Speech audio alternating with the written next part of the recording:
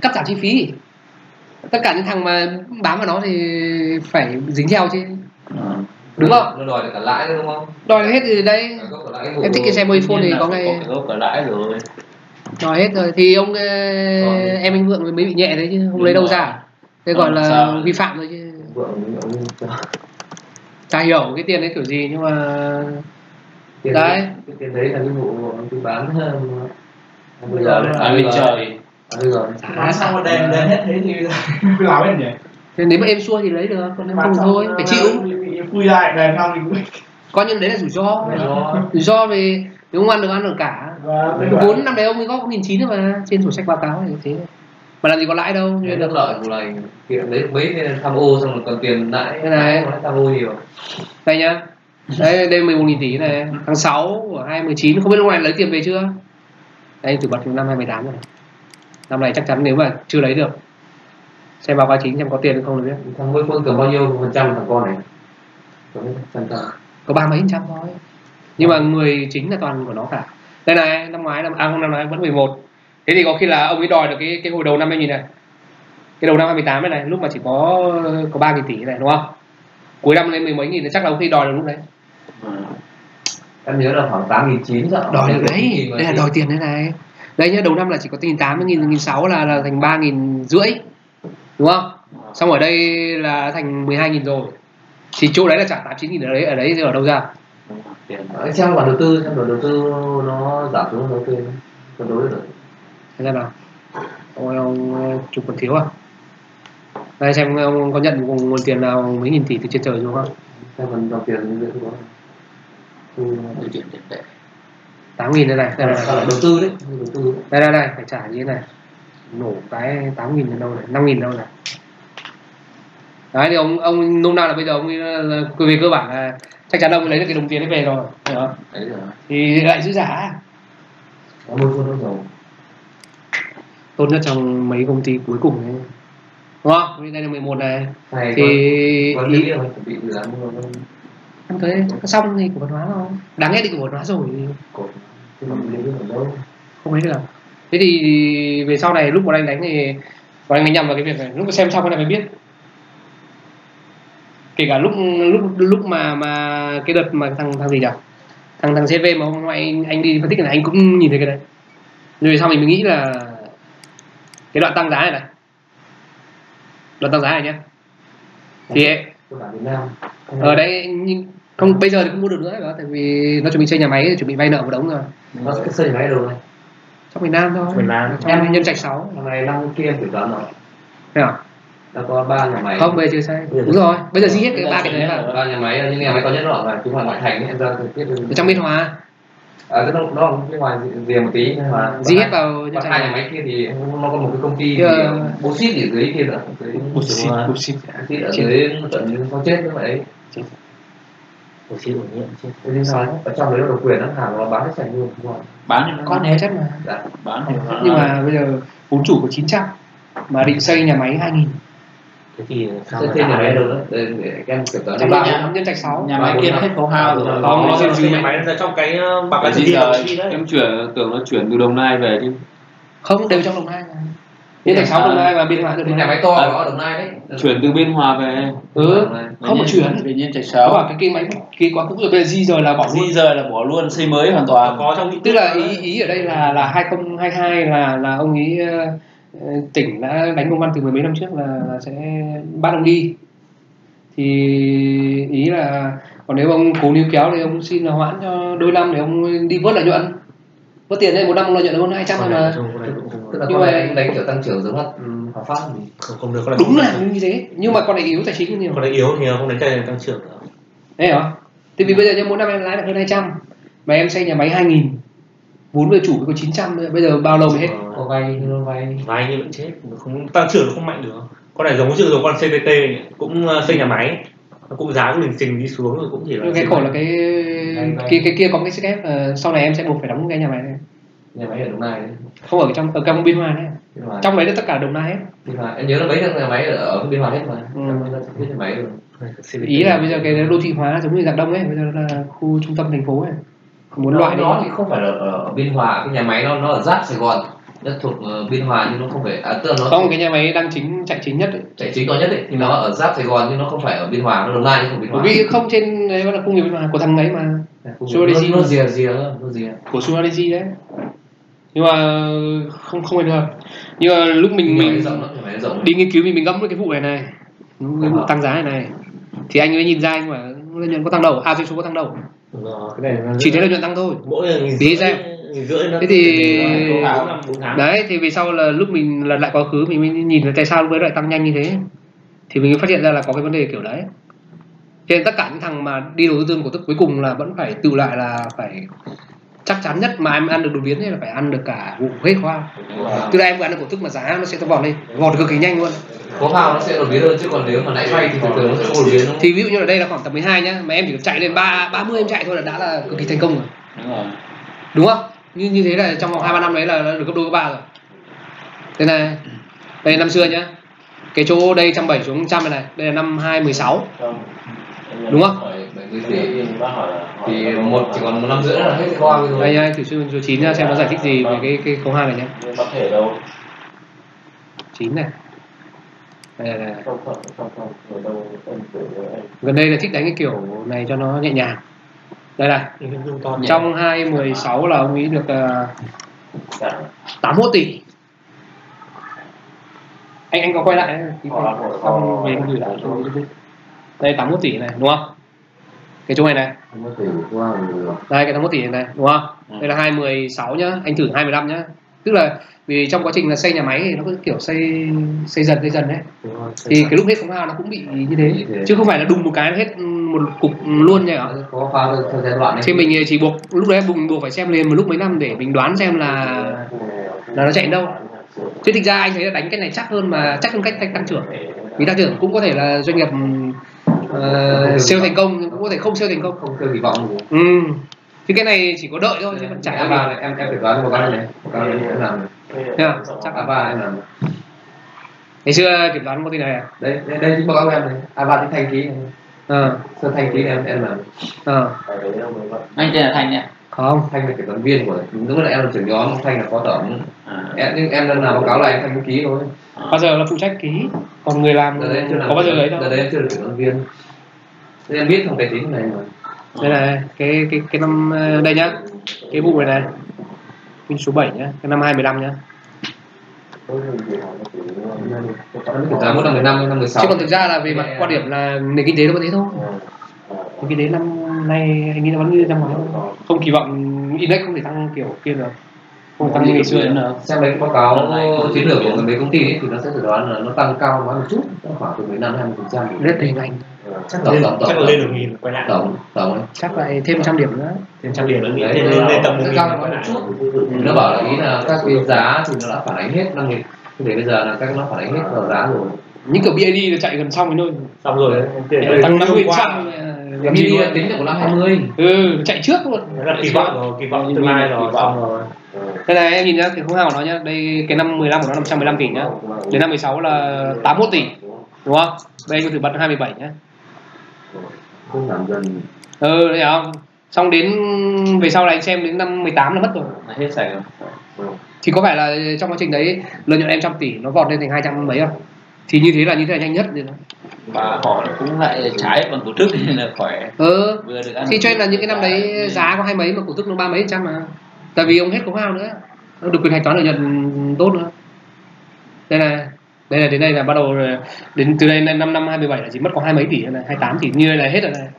Cái khấu hao này thì sẽ mua cái thời điểm là nó năm mà nó lật lại từ cách đây nhiều năm, mua từ cái thời điểm mà nó chưa đang khao đều đúng không? Nhưng mà tốt nhất là nên trong khoảng 2-3 năm cuối mình vào được lúc đấy là đẹp nhất, ngồi lại được 2 năm. Thì như thế thì coi như là mình ăn cả cho đấy luôn. Sau đến lúc gần cuối cái chu kỳ đấy thì chạy. Thấy không? Đấy. Đây này, cái năm 17 là chỉ còn có 45 tỷ thôi. Đây. Đấy. Cái 45 tỷ này. Thì có phải là năm 15 là 81, năm 15 là 123 nhá, đúng không? Có 3 trong năm là 115 đây. Đến đây là còn 81 này. xong đến nước cuối đây là chỉ còn có 40. Tức là năm 15. Tức là bao nhiêu cái phần lệch đấy là giới hết vào lần trước đấy. Năm 15 sẽ là năm khoa đỉnh điểm rồi đúng không? Không, nó bắt đầu là bắt đầu chơi. Xong bắt đầu chơi giảm khoa. Chơi khoa giảm nó xuống. Tức là một số cái hạng mục đã khoa hết rồi. Đúng rồi, đến 18 là sẽ gần như là cạn này. Đến lúc mà anh đi đánh bắt đầu anh trong cái đánh giá đấy anh nhìn này anh mới biết. Nhưng mà trước này tiền không nhiều, cái này nó bán hàng tiền nó thu được. Thì hết không thì toàn bộ là rơi vào tiền tay của mình hết. Nó không lợi nhiều. Chứ mình mới phát hiện ra là doanh thu không tăng mà lợi nhuận vẫn tăng đúng không? Thế thì vì gì em có cái gì khó khăn đâu. Em duy trì khách hàng là dễ hơn là em đi tìm khách hàng mới. Đỉnh cao con này là qua rồi đúng không? Đúng rồi, xong hết rồi. Chẳng qua là mình đi xem, mình đi phân tích nó để mình hiểu là có một cái trò như thế. Trụ sở của nó ở giữa ngay cạnh Vincom đấy, cái chỗ Vincom. Trong miền Nam á? Vâng, đối diện Vincom luôn đấy. Sở ngay. Này nói chung là em nhìn thấy nó xây nhà máy là thôi em té rồi. Định là ngó rồi. Những cái đợt mà nó chợ xây xong cái thứ thì nó lại kiểu xây xong thì phải chạy hẳn 2-3 năm.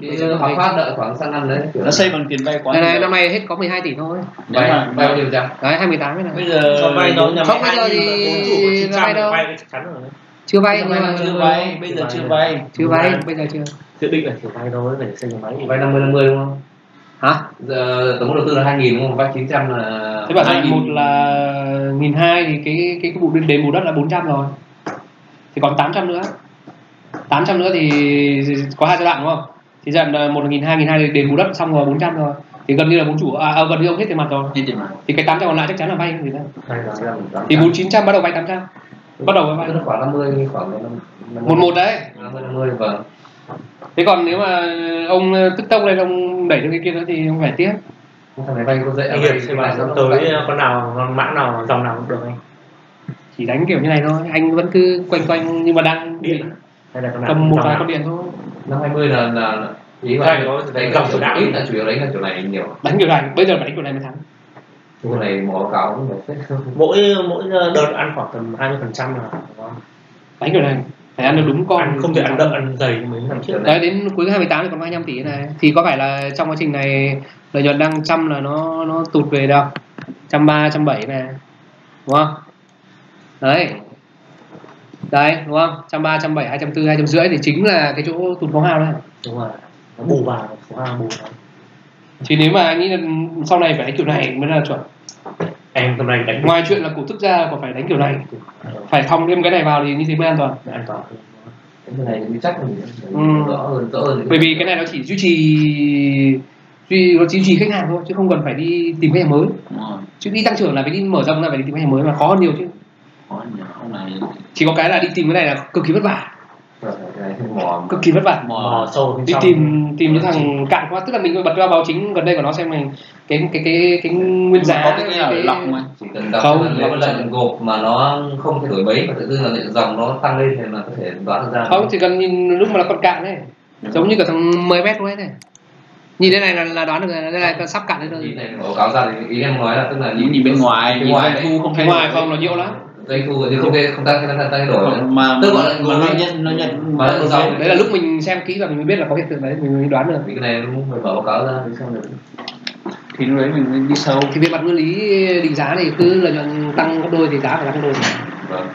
Thì như thế là thành công rồi. Cho nên là lúc mà nhìn như thế mình mới lật lại, mình nghĩ là kiểu như thế là phía bên điện là nó rất có nhiều kiểu thằng như này, điện nhiều kiểu như này chắc chắn. Tại thằng điện nó đầu tư tài sản nhiều thì nó đầu tư với hai là lúc mà anh xem ấy thì mới phát hiện ra là có một cái trò như này, nó gọi là cái gọi là tức là cái lợi nhuận hàng năm ấy nó lại nhỏ hơn khấu hao. Lợi nhuận hàng năm mà nhỏ hơn khấu hao thì đấy là doanh nghiệp nếu mà mình đánh vào thì sẽ đột biến. Đến lúc mà gần hết khấu hao là sẽ đột biến. Nó sẽ tăng gấp đôi ba. Giá cổ phiếu phải tăng gấp đôi 3 nếu mà đúng làm trò đấy. Đúng không? Nếu đúng như thế thì gần như là phải gấp đôi 3. Thế nên gần như bọn anh sẽ đánh vào là kiểu chứ nó cạn khấu hao ấy. Vì bản chất của khấu hao thì nó là đúng không? Nó không phải dòng tiền mà nó cạn khấu hao thì nó mới bung cái lợi nhuận lên, thấy không? Xong thì công ty được cái kia thì mới được, chứ không ở đâu ra, đúng không? Hỏi gì? Alo.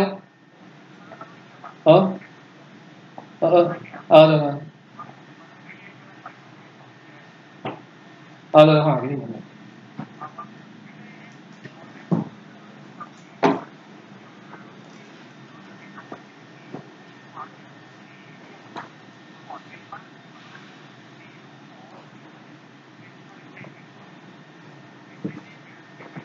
Không, bỏ rồi, bỏ từ năm 18 rồi, bỏ rồi, bỏ nó họ không thích lên nữa. Bỏ lâu rồi. Đó. Không cho đâu, có cho một người đâu. Chắc phải hỏi cái thằng người đó. Chắc phải hỏi cái thằng người đó hơn. Thế à? Hỏi thử cậu ấy cùng kia mấy ông Tuấn. Em thử hỏi thử mấy ông Tuấn xem là nghe anh Tuấn này. Tuấn về sang SEO này.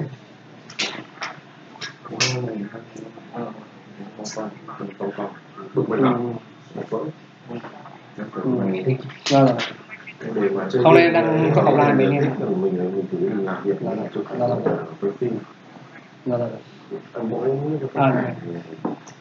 Em đây đánh không quá lâu.